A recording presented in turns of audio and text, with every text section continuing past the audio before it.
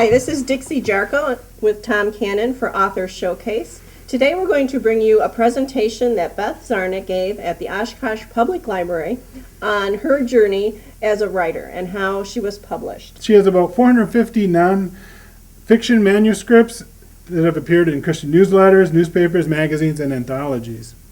In her talk, she gives great advice and inspiring notes to new writers, and we think you're going to enjoy this. I'm Beth Ziarnik, and the author of whatever it is, Her Deadly Inheritance. The interesting thing about this, the most interesting thing about this is that I was recently at the Right to Publish conference the first week of this month, and I entered this into a contest, and as a result, I wound up getting Writer of the Year, the top award at the conference. So, wow, that's a good thing to happen, you know. And I thought you were just fooling around all those years. Yeah, me too. Something to keep you busy. Yeah, pretty much. So yeah, it's been an exciting time. Wow. There's probably a whole lot I could tell you, but let me just get right into things here. Okay. I want you to know something. I have loved being in a library since I was very little. My mom says that she took me when I was 2 weeks old. So that was the first time I was in the library. I didn't check out any books. But when I got to be about 7 years old, then Mother would take me to the library and drop me off there because the librarians had these lovely little things where all of us kids could sit, you know, on the floor. And the librarian had this picture book. And she'd read the story, and then every so often she'd turn around and she would show you the pictures on there. Oh, I loved being in those little sessions like that, being read to like that. And of course, I got a little bit older, and then I was able to read books myself. So when I got to be about 8 years old and could read some books myself, then probably you guys went through some of these same experiences too. They had these library summer reading programs. They have them here. And I signed up for it every summer, and every summer I completed the entire adventure, reading all those books and reporting on them. I thought that was the most wonderful thing in the world. Not that I didn't have other things to do there in the summer, but the library has always been, you know, an important part in my life. So anyway, I graduated from high school at Gakona, and that was in '61, and then our family moved to Oshkosh. And about a year later, I also came to Oshkosh, where I was attending the university here. So then the Oshkosh Public Library became my second home, because I always said, if a town has a church, a library, a gas station, and a grocery store, I'm good to go. Doesn't have to be any bigger than that, but it has to have a library. And so I was, you know, but in those days when I came to the library here, remember the lions are still up front. We came through that front door. We went up those broad steps there and came through the front door at that time. Since the additions have been on, of course, we come through a different route, and the lions have been recently restored, but I do remember those days. Anyway, Jim and I graduated from college here and got married and settled here, so I've been living here a lot of years, and this library has been a whole part of our family. You know, you bring your children to the library, let them check out books. Brett liked to check his books out about this high and go home and read them up in a week, and then I'd have to bring them back, and I wasn't opposed to that. And then Jim would take us here as a family to watch the movies upstairs, you know. It was great. Those old movies, we just loved them. It was a fun thing to do as a family. And then eventually, I was doing research for my novels here as well as reading. And my final part that I really played more in here than I expected was when I got well from chronic fatigue and decided I'm going to get a job I want. We just had a really great time. So, libraries were where I learned to love books, and also where my dreams started. So how does a little girl with a dream become an author? Back in 1954, I was 10 years old, and I am clutching this book of fairy tales. I think it was like the Yellow Book of Fairy Tales. They were about this thick. And there was a whole shelf of them. And I'm standing there and I'm looking at that, and I'm thinking, I've read almost all of them, and I love these books. One day I would love to be able to write a book about beautiful princesses and handsome princes that got into desperate circumstances and had to fight their way through to true love. I thought that would be wonderful because I love them so much, I would love to do that for somebody else. Well, anyway, in that moment, I just feel like God had kind of dropped that dream in my heart. I didn't act on it, you know, at that age, of course, and years would pass before it happened. So, in my late teens, I discovered Phyllis A. Whitney's romantic suspense novels here. Read them all. Couldn't wait for the next one to come out.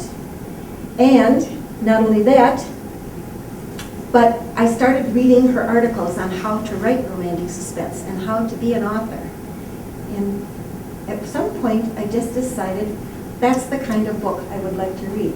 Kind of interesting because even though they weren't princes and princesses, the heroes and the heroines still had to fight their way through desperate circumstances to get to true love, and they're happily ever after. So I'm still winding up writing the same thing. When I'm looking back now, I'm kind of realizing that God was kind of leading me into His plan for my writing life. And I looked at how Phyllis did things. And she liked to start developing her novels by finding the right setting.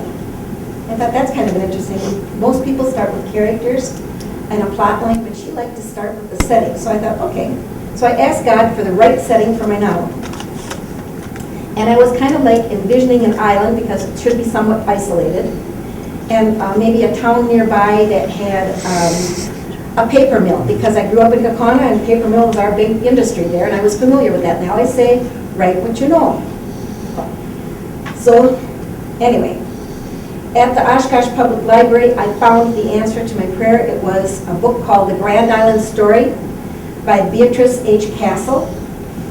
I read that whole skinny little book there, and I thought, oh, this is the perfect thing. It wasn't in Wisconsin, but in Upper Michigan, where Munising and Grand Island are. And I absolutely loved that little book, so I thought, okay, I also need a house. Now, if you have a copy of my book, and you look on the cover, this house on the bottom, I ripped it off.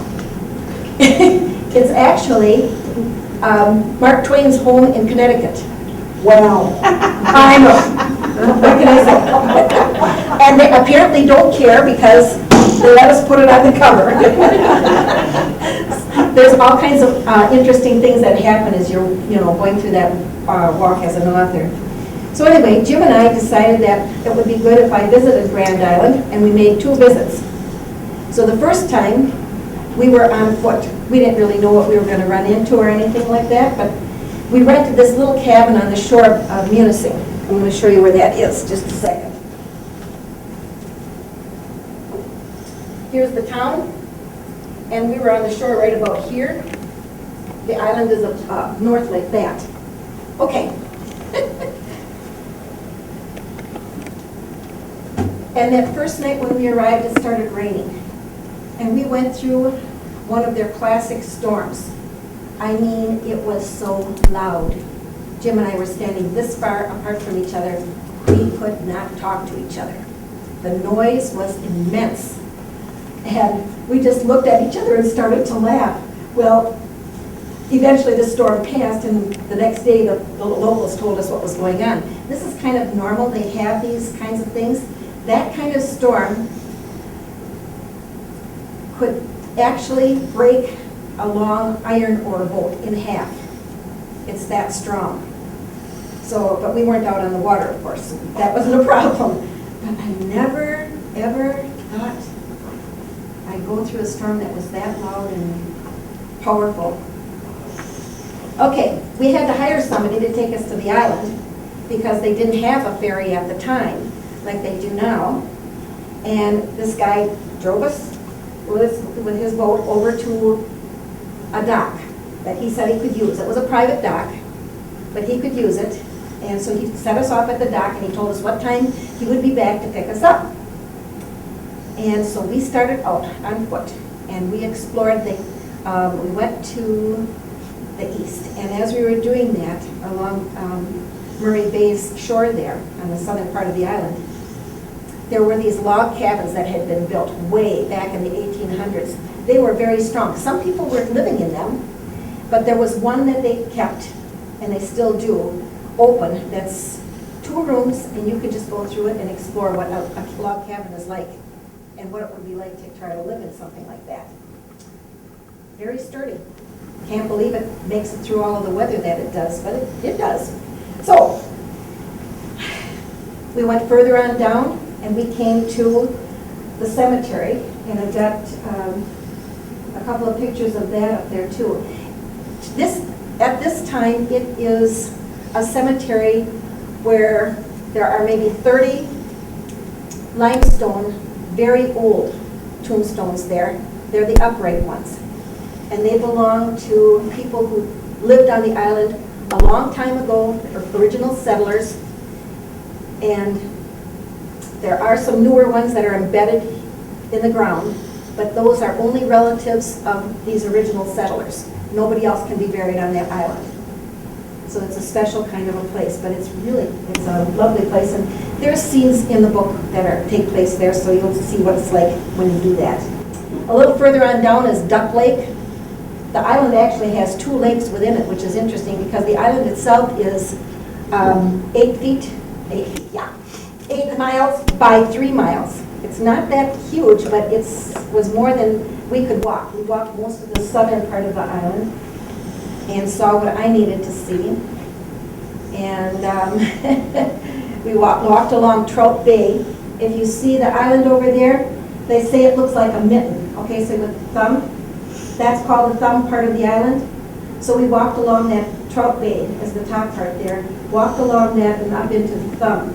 There are houses on that side, not on the other side. And they're in the trees there somewhat. Beautiful, sandy beach. It's lovely. And we enjoyed that.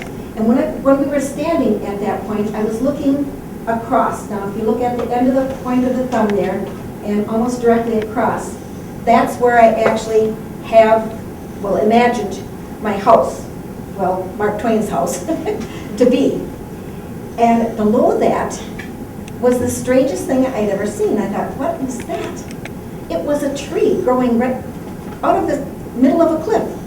And I thought, what in the world? And if you got a good look at it, you could see there was like a little cave. And I thought, I think I can use that. And I did use that in the book. You will find that in there.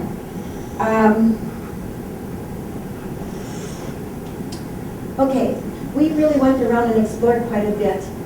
But being on foot, we couldn't explore as much this first time around as we did the second.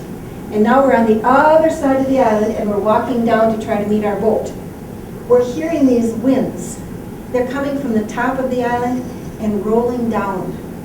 They're just rolling down. They sound like a train, almost like our tornadoes do. It sounds like a train coming down the island, because the island is actually situated at a slant there. So they're rolling down that island, and they come to you, and then they go away, sounding like a train, and they get more and more powerful as the storm is approaching. That is the warning that one of those really big storms is coming.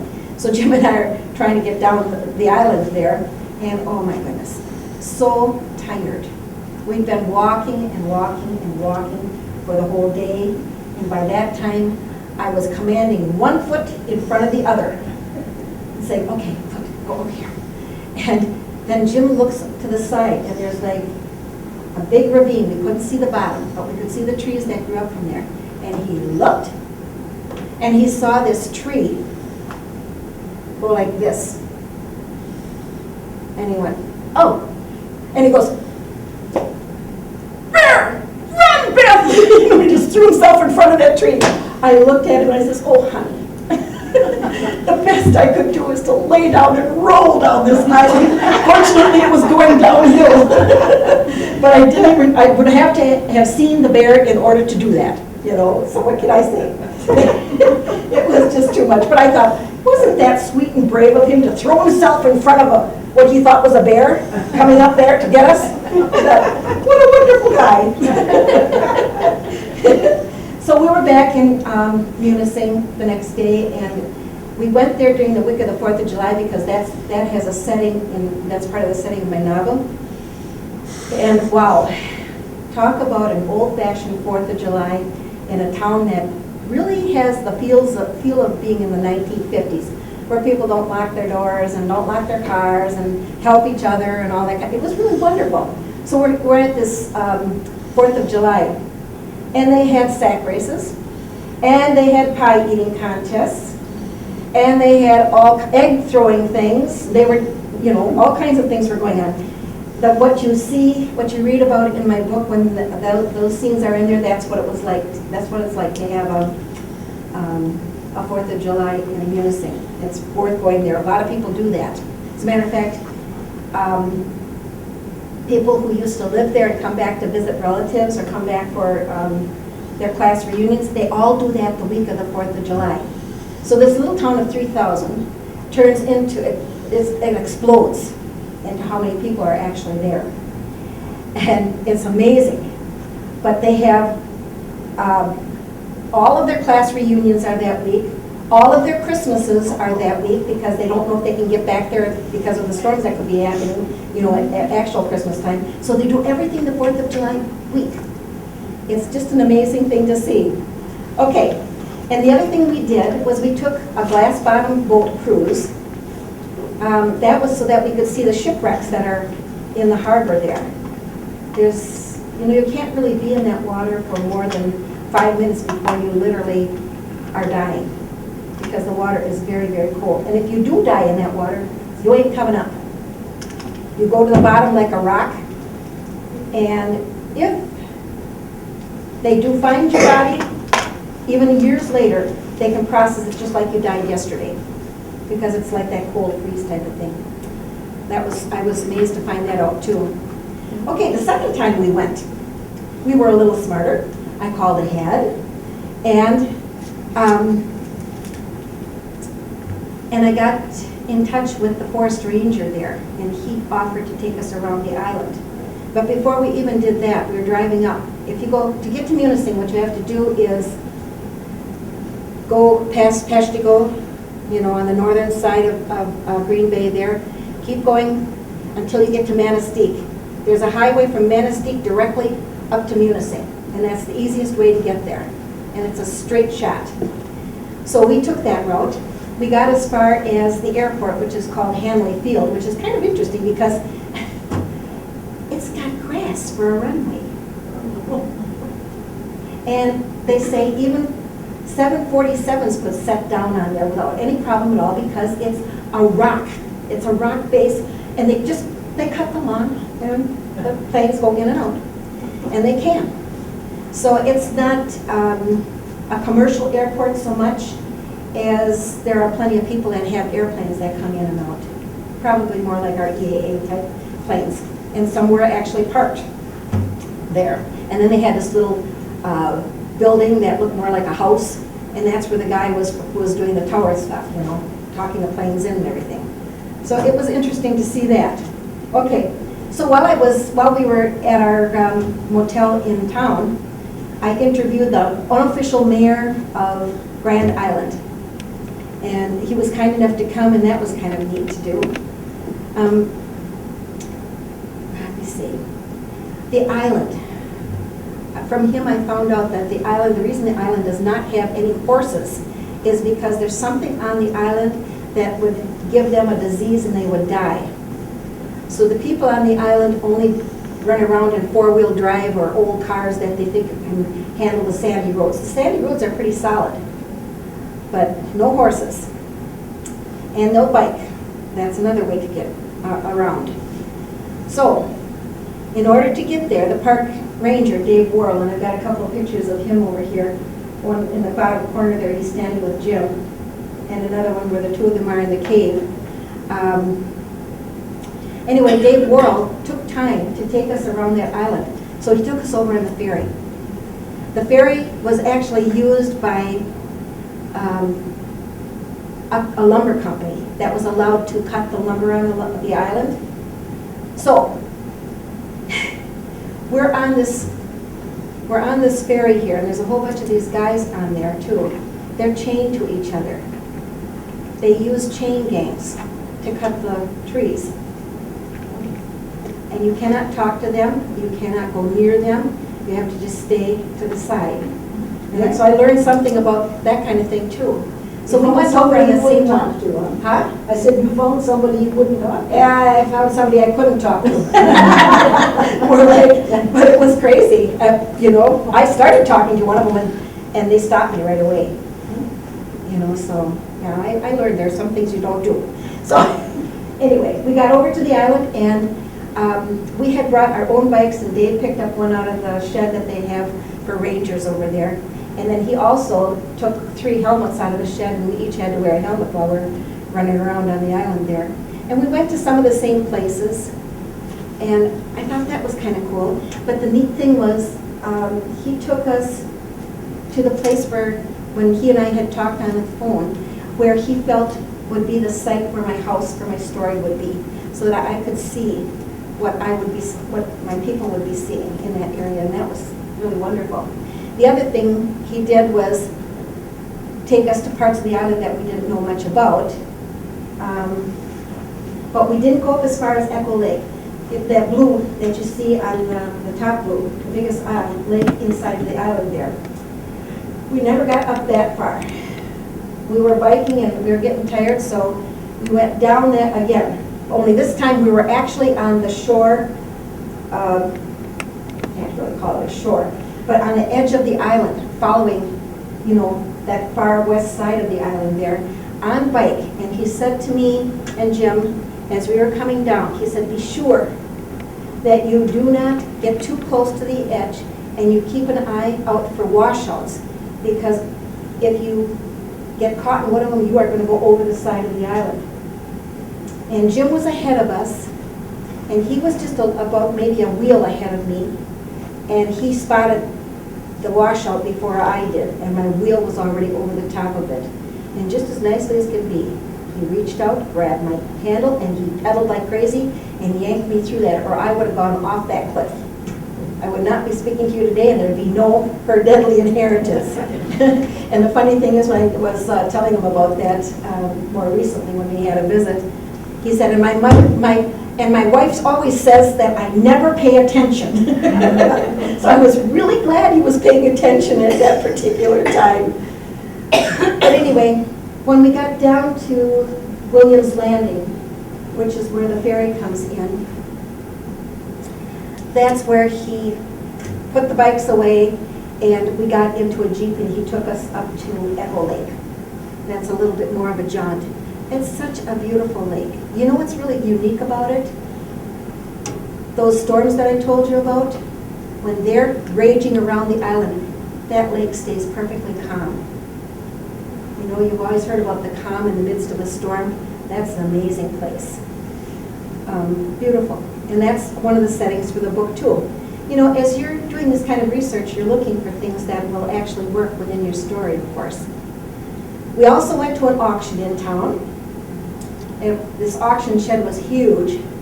And I did use an auctioneer in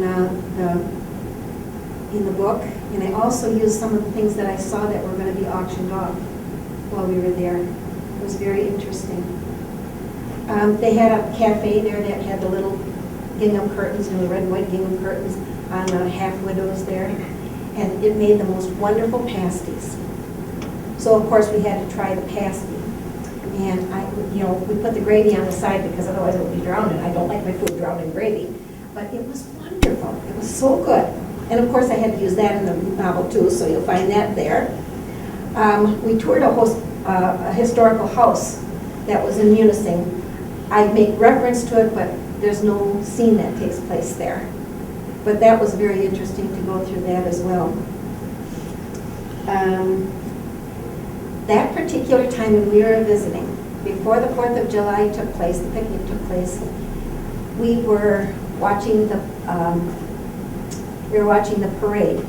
And some of the stuff that I saw in the parade takes place in the novel, and you'll see that too. A couple of very entertaining things. But across from where we were was this big sign on a church that said Jesus Saves. And it had some worn steps, and it looked like the paint was peeling a little bit. But I knew that it was still being used because I saw some people coming and going. And I used that in there as well. When we were at the picnic this time, I'm going to just point a couple of pictures out. You can take a look at them later. In this upper corner here, you see a little bridge. And Jim and I actually stood on that bridge and held hands, and we're looking up. There's Grand Island beyond. And so I use that particular setting as well in the book. Thanks. Well, when you go up from that bridge, you go up the hill, away from the park, you come to a nursing home, and I use that nursing home in my book as well. That's a very important scene that takes place there. And if you look at the other map there and you go up the side there, you see there's something called a ballpark. Well, we went to that ballpark, and I did use that ballpark, and if you read the book, inside of it, what the plays that the hero makes, that Clay make in that ball game, are Jim's, my husband's. I couldn't, they were so cool. I had to put those in there, so it was kind of fun. And we do that. Somebody once asked me, will I find myself in your novel? No, that's not going to happen, because we take bits and pieces. And that was a bit and piece of Jim that I took to use.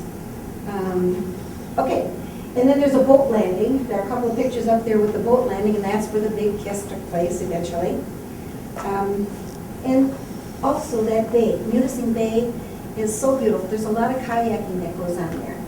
And I got my first experience at kayaking. That is even better than canoeing, and I thought canoeing was wonderful. The other thing that's neat, if you go to visit that area, is that there are waterfalls everywhere. Beautiful waterfalls everywhere. You just, wow. So, after exploring that for a couple of times, I knew I had the setting for my novel, but my novel itself kind of like had a major problem that had to be fixed. About 1975, I had already written like a whole box full of pages of my novel. Around 1975, the Catholic Charismatic Movement came in. I recommitted my life to Christ, and then I thought, oh my gosh, my book's got some occult stuff in here. It wasn't real bad stuff, but it was enough that I was pretty sure that wouldn't fly. So I took my whole box of pages, my entire novel, and threw it in the garbage. And my family fainted. But I thought, okay, if it's not going to please the Lord, I'm not keeping it. But I shared that with a friend, and Betty said, I think you really should be a writer. I think that's what you're supposed to be doing. But I'd already put it behind me. And when I hesitated, she says, I've got this magazine, and it's got an ad in there. And there's this book by Sherwood E. Worth that says, You Can Tell the World, and it's for writers. And she says, if you don't buy it, I'm buying it for you, so I did buy it. And it did start me back on the path of writing. And I just haven't stopped since then. I did know at that point, however, that I was going to be probably writing for mostly a Christian audience, definitely for women.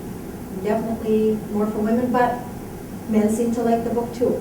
But that's not a surprise, because when I was talking to the librarians here, they said that men like to read romantic suspense. I thought, oh, really? I guess they do. Because I've had some really nice reviews from men.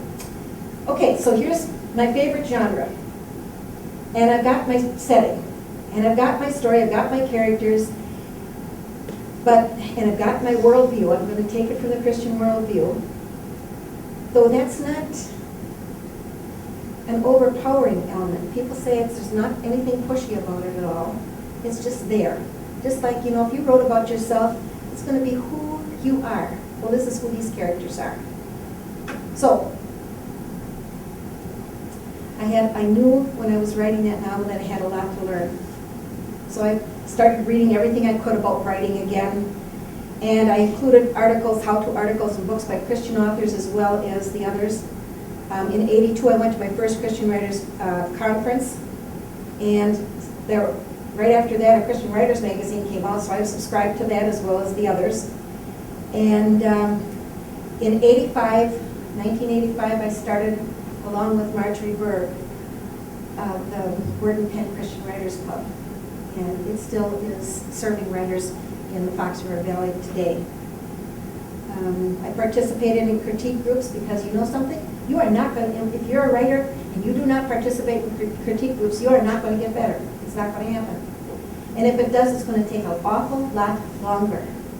You need those other eyes to help you see what you're not seeing. I took writing courses from both Writer's Digest and from Christian Writers Institute. I submitted manuscripts for free evaluations when I went to conferences where those were available. Some I also paid for. And I entered my novel in the American Christian Fiction Writers Contest and the Romance Writers of America Contest. Didn't get anywhere, but I did get some nice feedback. And you'll always get that, even if you don't place or anything. But anyway, little by little, I kind of learned. And I also learned to grow a thicker hide when it comes to receiving criticism about your work, because you need to. And then you need to take that seriously, take a look at it, see if it's something that you can use, something that should be done. And a lot of it did need to be done. And I also made progress in, somebody said it takes, to write a novel, you have to juggle like 25 balls in the air at the same time. But I did kind of eventually learn how to juggle those 25 elements. So anyway, I still knew that I was horribly far from being any kind of a natural novelist. But I just refused to quit. You can tell me that, right? So from the 1980s on, what I did was I kind of, they say that you should start small and, you know, get your feet wet in the industry. So I wrote articles. I had a lot of nonfiction pieces published. Had a couple of columns. One was in Together in Faith for 10 years. But I could never quite break into fiction. And in the fall of 2007, I decided I needed to go for my dream, or I'd never known if I could actually accomplish it. So I put everything else aside and concentrated on the novel for the next 4 years and got it the best I possibly could. Kept going to conferences, kept doing the critique thing, the whole works, all the rest of the stuff. And I started getting some feedback that was helpful and that was encouraging. So I thought, okay, I'm probably making progress, but still, nothing was happening.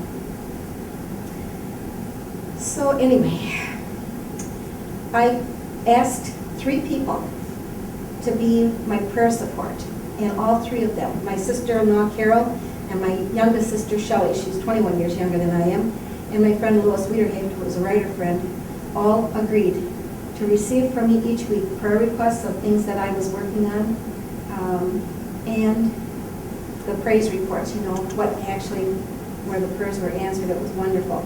And they've stuck with me all through this time. So we're finally getting somewhere. Anyway, I finished the novel, started pitching it to publishers and agents, because, you know, getting a novel published, unless you self-publish, you almost have to have an agent. And I was aware of that, and I wanted to go the traditional route. So I just kept on going. I got a lot of encouragement, but no contract from anyone. And then one time, a speaker at one of the conferences perked my interest when he outlined the levels that lead to publication. So he says, okay, beginner, nothing yet published. Intermediate, a few sales of short pieces, that's called paying your dues and learning the ropes. Junior level, now you're getting response letters, not the little cards that say, I'm sorry, we can't use this, you know, but actual letters from editors with some kind of personal comments. And that is when editors are starting to watch your progress and waiting for you to get to the place where they can publish you. So then there's the senior level. I think that's the toughest level of all. That's where now they're requesting proposals, requesting the full manuscript, and you're still not getting a contract. But you are like this close.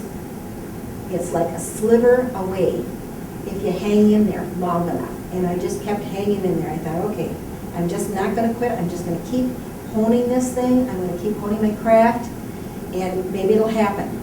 Okay, and the final level, of course, is being the published author. When you get a contract offered, by agent, by publisher. Anyway, we did make it to the senior level, as you know. But in the meantime, while I'm on that senior level thing, that was agonizing. That is the most agonizing thing. I thought, okay, both of my online critique buddies were being published in their fiction, and I was still circling. And they kept saying, Beth, you're a good writer, you're going to do it, it's going to happen, just keep on working. And there, I can't even count how many times I really wanted to quit. I thought, is this even worth it? Because the hard work and the heartache was getting me down a little bit. But I thought, that's not an option. I've come this far, don't quit.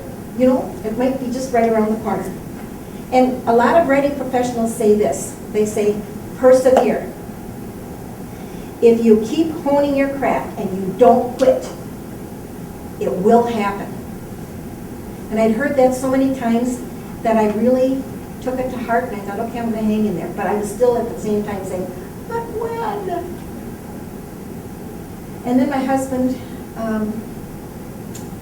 the last year of his life, he said, Beth, he said, if nobody else will publish it, I will, which was a huge commitment for Jim to make because he didn't like to let go of his money too fast. And he knew how much that would cost. It costs thousands of dollars to self-publish if you're going to do the right kind of job. But he died in 2013, in January. And that was a tough blow. And I had a difficult time, but I still kept writing. I say, even in your hard circumstances, keep writing. And in April, just 3 months later, I crushed my wrist falling down the basement steps. And they attached one of those bar things to hold your wrist in place, wrapped it around with the ace bandages, and off I went to Write to Publish conference like that. I'd already paid, I was going, so I went. And let me tell you, everybody at the conference knew who I was. Oh, what a way to get known.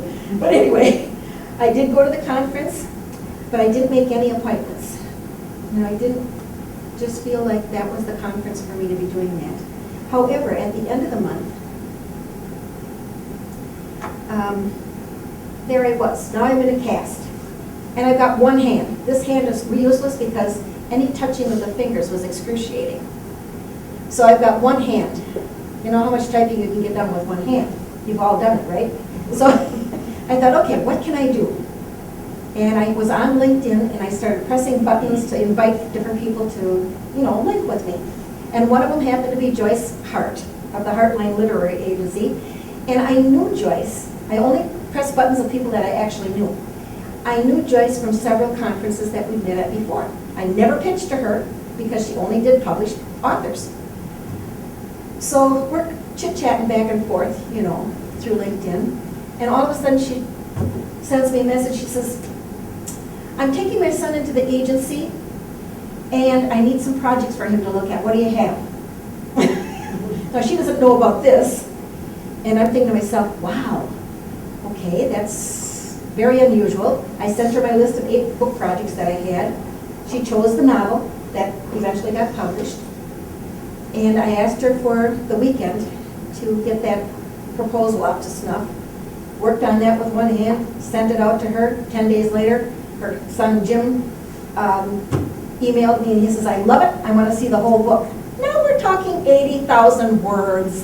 One hand, to go through that whole thing and get that the best I can. I had 2 weeks. And so I did it, put it out, and went on 2 weeks vacation because I had family camping and then a family wedding in Ohio. And when I came back, sure enough, there was his message to me. And he said, Beth, I love your novel. If you're not represented by anybody else, I'd like to offer you a contract. And I thought, oh, wow. This is not how you get an agent, people. It was the other way that I was doing before that, where you send to them, But anyway, you never know when something unusual is going to happen. You just got to kind of go with it the best you can. So I did, and I wound up with signing the contract with Jim Hart. And it took, well, he actually submitted that a lot to different publishers for about a year and a half. But before that even happened, about a year later, I was back at Right to Publish, right? This time, I entered it into 2 contests, interviewed the 2 editors that were there, and qualified for one of the contests. So Rowena was with Lighthouse Publishing of the Carolinas, and she had asked for both the proposal and the full manuscript. So I called Jim. I says, Jim, send that to Roe. So he sent that to Roe. She did not select me as a winner of her particular award, but Chris Richards did. And the award included editing, which is worth thousands of dollars. You know, if you hire an editor, it's going to cost you a lot of money. And that's what that package was. And I won that one of those 4 awards at Right to Publish. Well, we got started, got through the first chapter, and she emailed me. She says, Beth, I just can't. She says, I have to find out what happened. So I'm not sending you anything, I'm reading. So she did, and then she immediately took it into committee at her small publishing house, and they offered a contract. So I went back to Jim and I said, okay, we've been offered this contract. He talked it over with, you know, because he's still learning the ropes, he talked it over with his mother and the other agents, and they said, this is not the right venue for a debut novel.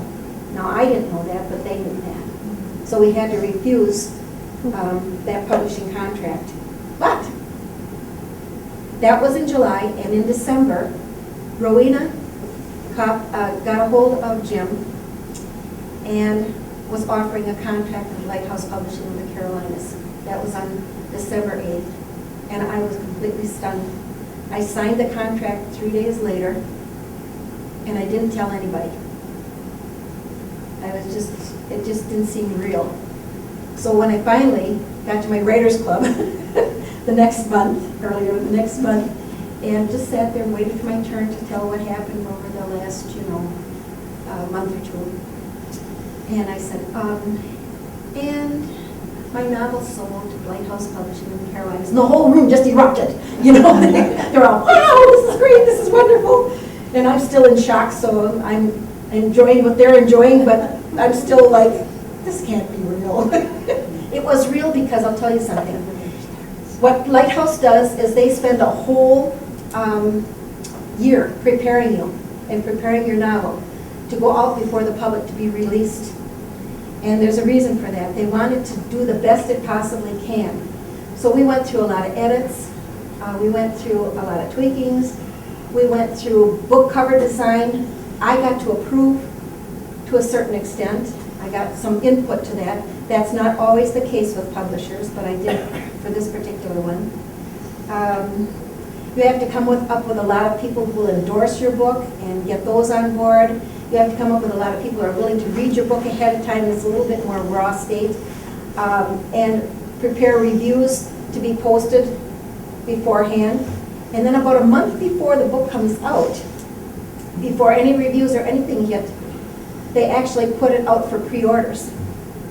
And also, in the meantime, what's happening is they're preparing blog tours. You're in the midst of all that stuff. You're preparing blog tours. You're preparing for your online book party. You're preparing for your local book party. There's just like a ton of stuff to do. It was mind-boggling. It was overwhelming. I hardly knew what I was doing, but I thought if I just keep taking that next step, I'll be okay. And I was. And it did happen, and it worked out great. When the book released on January 2nd, 200 copies downloaded from, a debut author, an unknown author. That was amazing to me. And my blog tour that was supposed to last a week lasted 6, because people kept saying, hey, can I, feature you on my blog? And, take advantage of every last one of those if you get a chance. Yes, they take time. And yes, you got to think, and you've got to be careful how you word things, but they're worth it. They make a big difference. And I also, in February, started speaking just once a month. I don't speak more than once a month because I still have to write the second book, and I'm in the process of doing that. And there are other things that happen. So now what I'm doing is I'm watching my Amazon ratings.